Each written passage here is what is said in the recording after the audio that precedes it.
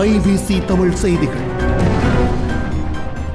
முன்னாள் ஜனாதிபதி சந்திரிகா குமாரதுங்கவும் சமகால ஜனாதிபதி மைத்ரிபால சிறிசேனவுக்கும் இடையில் முருகல் நிலை தீவிரமடைந்துள்ளதாக தெரிய வருகிறது. ஜனாதிபதி மைத்ரிபால சிறிசேன தன்னை ஜனாதிபதியாக்கியவர்களை காட்டிக் கொடுக்கும் வகையில் செயற்பட்டமையினால் விரைவில் ஸ்ரீலங்கா சுதந்திர கட்சி பிளவடையும் நிலை ஏற்பட்டுள்ளது. இந்த நடவடிக்கைகளை தொடர்ந்து கடந்த சில நாட்களாக சந்திரிகா குமாரதுங்க மற்றும் மைத்ரிக்கும் இடையில் தீவிர மோதல் நிலை ஒன்றும் ஏற்பட்டுள்ளது.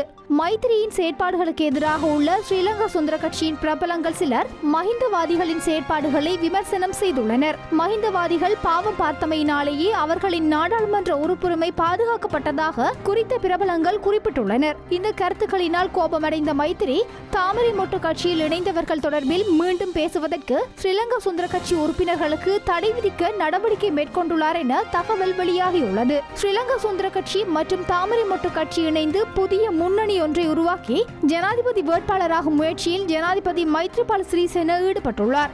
இதன் காரணமாகவே தாமரை மொட்டு கட்சிக்கு எதிரான சுதந்திர கட்சி உறுப்பினர்களின் வாய்களை அடைப்பதற்கு ஜனாதிபதி முயற்சிப்பதாக குறிப்பிடப்படுகிறது. எவ்வாறாயிருப்பினும் ஸ்ரீலங்கா சுதந்திர கட்சியில் மைத்ரி மற்றும் சந்திரிகா தரப்பினர்களுக்கிடையில் மோதல் தொடர்ந்து அதிகரித்துள்ளது.